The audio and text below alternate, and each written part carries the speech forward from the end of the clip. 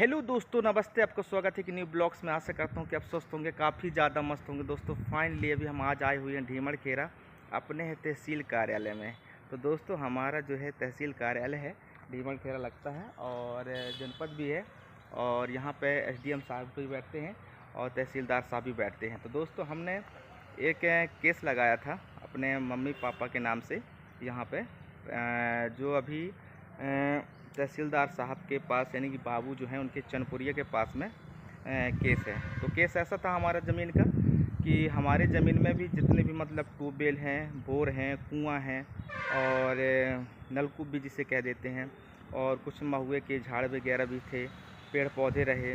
तो उन्हीं को मतलब कि खसरे में इंदराज कराना था। जो मम्मी के खसरे थे ना, तो मम्मी के खसरे में इंदराज कराना था, और जो पापा के रहे तो पापा के जो खसरे रहे उनमें भी इंदराज कराना था। तो लगभग ये हमारा जो केस प्रकरण चल रहा है, तो तहसीलदार के जो बाबू हैं ना चनपुरिया जी, उनके हाथों में केस है। और केस लगभग जो है 24 से चल रहा है, और अभी जो चल रहा है तो 25 चल रहा है। 2024 से 25 यानी कि 1 साल हो गया, और आज दिनांक तक हमारा अभी निराकरण नहीं किया गया है। तो फाइनली अभी हम अनुभागीय अधिकारी के ऑफिस के बाहर हैं, और जो कि अभी मैंने अंदर गया था तो चनपुरिया जी तो आ गए हैं। तो बोल रहे हैं कि आपको केस दोबारा पुनः लगाना पड़ेगा, क्योंकि 1 साल हो चुका है और आपका जो काम है अभी नहीं होगा। तो मतलब कि हम तो इतने बार भी आए, मम्मी पापा को लेके आए, क्योंकि मम्मी के नाम से जो ज़मीन है ना उसमें 2 बोर चढ़ना है, नलकूप है और कुएँ हैं, ठीक है। और पापा की जो ज़मीन है ना तो उसमें पेड़ पौधे हैं, 17-18 पेड़ हैं, सगौन उसके हैं, महुए के पेड़ हैं, तो उसको चढ़ाना है। और यहाँ पे जो है, जबकि किसी का तो हम ना चोरी किए ना किसी का तो गलत काम किए, हम खुद के ज़मीन में जो है, खुद के ज़मीन के जैसे पेड़ पौधे हैं, जैसे मतलब कि प्लॉट है, इसमें अभी ये आम का पेड़ है, इसको रिकॉर्ड में चढ़वाने के लिए उदाहरण दे रहा हूँ, है ना। तो हम चढ़वाने के लिए, अपने खुद के ज़मीन में चढ़वाने के लिए जो है हमने केस लगाया था, लेकिन आज दिनांक तक अभी तक हमारा केस का निराकरण नहीं किया गया है। इसलिए नहीं किया गया कि बोल रहे हैं कि आपको 3 पेशी आना पड़ेगा। तो 3 पेशी तो हम आए, और जब हम केस लगा रहे थे तो 4 शीट फाइल हुई हैं। 4 शीट फाइल में 4 चालान लगे हैं, जिसमें 100-100 रुपये के चालान पेश हुए हैं। हर पेशी में आओ तो चनपुरिया जी 100, 200, 500 रुपया हर पेशी में ले लेते हैं। लगभग हमको 1 साल से 6 से 7 पेशी हो गया, हर पेशी में 200-300 रुपया लेते रहे। आज नहीं तहसीलदार बैठेंगे, अगले पेशी में आना, फिर इसके बाद में अगले पेशी में आना, फिर इसके बाद अगले पेशी में आना, ऐसे करते करते हमको 1 साल से ज़्यादा हो चुका है। दोस्तों आज मम्मी पापा को फिर से मैं लेके आया हूँ, अभी बाहर हैं वो, और आप अंदर चलते हैं, चनपुरिया जी क्या बोलते हैं और उन्हीं के मुखारबिन से सुनते हैं क्या कह रहे हैं।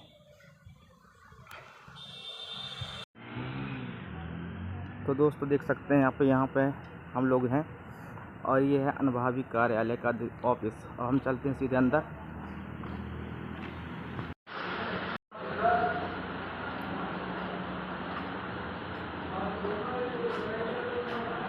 कितना टाइम अंदर आ गए?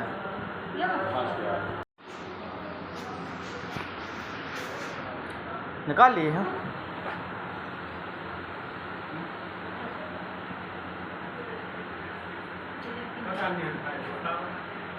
चाहिए आपको? आप केस दोबारा लगाएंगे आपको? आपने फाइल चाहिए पुराने वाली? मिलेगा ये बताओ, हम फाइल आपको दे देंगे तो क्या रखेंगे? तो फिर कैसे चलेगा बताओ ना। हम भी तो पैसे खर्च किए हैं।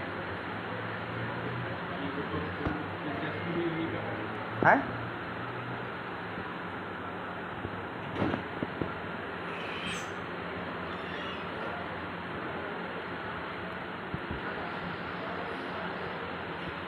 मोबाइल तो आप पहले अंदर रखो। तो दोस्तों अभी मैं बैठा हुआ हूँ तहसीलदार कार्यालय के जस्ट बाहर, और ये ऑफिस है। ये है दोस्तों ऑफिस, मैं और मम्मी बैठे हुए हैं, पापा जी बाहर गए हुए हैं। जस्ट ही जैसे मैं चनपुरिया जी से बात करने के लिए गया ना अंदर, वैसे वो देख लिए कि वीडियो बना रहा है, तो उन्होंने बोल दिया सीधे कि पहले आप मोबाइल अंदर रखो, इसके बाद अंदर आके बात करिए। फिर भी मैंने कॉल रिकॉर्डिंग किया है, शायद क्लियर आया हो कि नहीं आया है, थोड़ा सा है। चलिए, फिर बोलने लगे कि पहले साहब आ जाते हैं, तहसीलदार साहब, इसके बाद में साहब आ जाएंगे, इसके बाद में आपका केस करेंगे। टेस्ट करने के बाद में फिर जैसा भी होगा तो डिक्लेयर को बताएंगे वो। और अभी तो रुकने के लिए बोले हैं कि आप रुकिए, जैसे तहसीलदार साहब आते हैं फिर मिलवाते हैं आप सभी से। चलिए इंतज़ार कर लेते हैं 10-5 मिनट बाद। गाइस अभी तो हम तहसील कार्यालय के बाहर ही खड़े हुए हैं यार। अभी भी तहसीलदार साहब का इंतज़ार कर रहे हैं। चनपुरिया बोल रहे हैं कि शायद 2 बजे तक साहब आ जाएंगे। जब जब हमको बुलवाए हैं ना चनपुरिया जी कि साहब आएंगे इस तारीख को आ जाना, उसी डेट पे हम आए हैं। यानी पेशी जिस दिन रहता है उसी दिन हम पेशी में आते हैं और मम्मी पापा को लेके आते हैं। बताओ मैं 30-40 किलोमीटर दूर से आता हूँ पेट्रोल जला करके। पेट्रोल आते समय भी लगता है, जाते समय भी लगता है, और दिन भर हमारा नुकसान अलग होता है। लगभग 6 से 7 बार आ चुके हैं, लगभग 6 से 7 बार आ चुके हैं। अभी तक साहब हमको एक दिन भी नहीं मिले तहसीलदार साहब। तो बताओ हम ही क्या करें। अभी देख सकते हैं बैकग्राउंड कुछ ऐसा है यहाँ का सामने का नज़ारा। अभी हम तहसील कार्यालय के बाहर हैं और 2 बजे तक इंतज़ार करते हैं, फिर जैसा भी होगा तो आगे का अपडेट कर देंगे इसी ब्लॉग में। तो ये है तहसील कार्यालय के सामने कुछ ऐसा बना हुआ है। अभी नया नया बिल्डिंग का निर्माण हुआ है। यहाँ पे गाड़ी पार्किंग का है और देख सकते हैं दोस्तों यहाँ पर तहसीलदार बैठक कक्ष है। ये देखिए एक सामने जो है, ये देखिए दोस्तों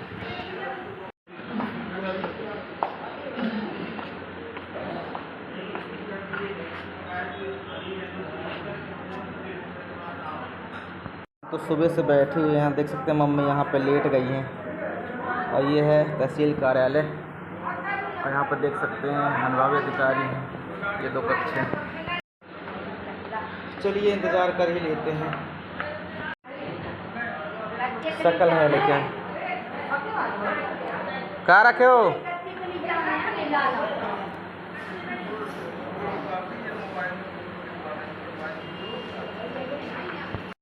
तो दोस्तों अभी मैं ढीमड़खेरा में हूँ और आज ढीमड़खेरा का रामपुर में मार्केट है, तो मार्केट आ चुका हूँ दोस्तों।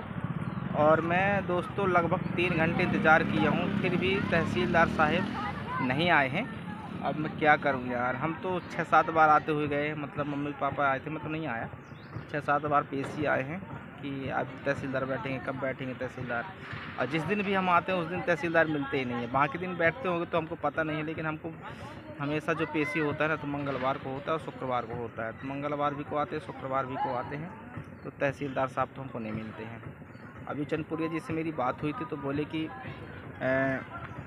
आज साहब तो नहीं आए हैं तो आज काम हो पाएगा। एक काम करिए, आप नंबर ले जाइए और नंबर ले जाइए। इसके बाद में तो नंबर तो लेके आ गए हैं। अब बोले हैं कि जब भी आएंगे तहसीलदार साहब बैठेंगे तो हम फ़ोन करके आपको बता देंगे, तो आप आ जाइएगा, आपका काम हो जाएगा। अब देखते हैं, 1 साल में तो अभी कुछ हुआ नहीं। अब शायद बोले तो हैं कि अब हम कार्रवाई करेंगे आपके ऊपर, तो बोलें कि हम करवा देंगे। काफ़ी अच्छा बैकग्राउंड है इधर का, ये देखिए सामने यहाँ बाज़ार लग रहा है दोस्तों। तो अभी मम्मी पापा गए हुए हैं बाज़ार घूमने के लिए, कुछ सब्ज़ी भाजी ले रहे हैं। यहाँ पे हम लोग ले लिए हैं दोस्तों केला वगैरह और धनिया वगैरह। एक पंखा टूट गया था तो पंखे लिए हैं। और वेदर की बात करें दोस्तों तो आज काफ़ी ज़्यादा मौसम फिर से ख़राब है यार, क्योंकि आकाश में जो है ना काले काले बादल दिखना शुरू हो गए हैं दोस्तों। ये देखिए शाम का समय है और बाज़ार धीरे धीरे लगना शुरू हो चुका है दोस्तों। देख सकते हैं बाज़ार धीरे धीरे लगना शुरू हो चुका है और यहाँ पर गाड़ी वगैरह आ रही है सब्जियों की। और मम्मी पापा गए हैं बाज़ार करने के लिए। जैसे मम्मी पापा आते हैं बाज़ार करके वैसे निकलेंगे हम घर के लिए, क्योंकि अब आज तो काम होगा नहीं, तो हम लोग जा रहे हैं अब घर।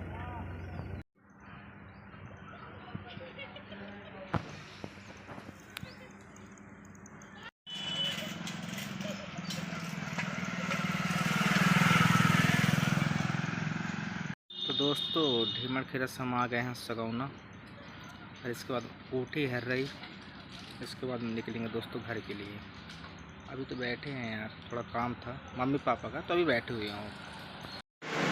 तो फाइनली दोस्तों बहुत ज़्यादा आंधी तूफान आ गया था यार, उसकी वजह से हमको अचानक घर भागना पड़ा और फाइनली अभी घर में हूँ मैं। और देख सकते हैं जस्ट अभी पहुंचा हूं घर। तो दोस्तों आज जो हमने आपको बताया और आपको जानकारी दी है इस ब्लॉग के माध्यम से कि दोस्तों कोई भी मतलब कि कर्मचारियों के पास में हम काम कराने के लिए जाते हैं तो एक नॉर्मल बंदा जाता है ना तो उसको कितना समस्या झेलना पड़ता है यार, आप सभी को पता चल गया होगा। मेरा 1 साल से केस लगा हुआ था, आज तक उसका निराकरण नहीं हुआ है। लेकिन फिर भी चनपुरिया जैसे मेरी बात हुई थी तो बोले कि जिस दिन साहब आके बैठेंगे तो उस दिन आपको हम फ़ोन लगाएंगे और आपको काम करवा देंगे। चलिए देखते हैं नेक्स्ट ब्लॉग में पता चले, मैं ज़रूर बनाऊँगा नेक्स्ट ब्लॉग ढीमड़ खेरा का कि मेरा काम होता है कि नहीं होता, उस दिन भी अगले ब्लॉग में। तो इस ब्लॉग को भी यहीं समाप्त करते हैं, मिलते हैं फिर नए टॉपिक के साथ। तब तक के लिए जय हिंद, जय भारत, वंदे मातरम।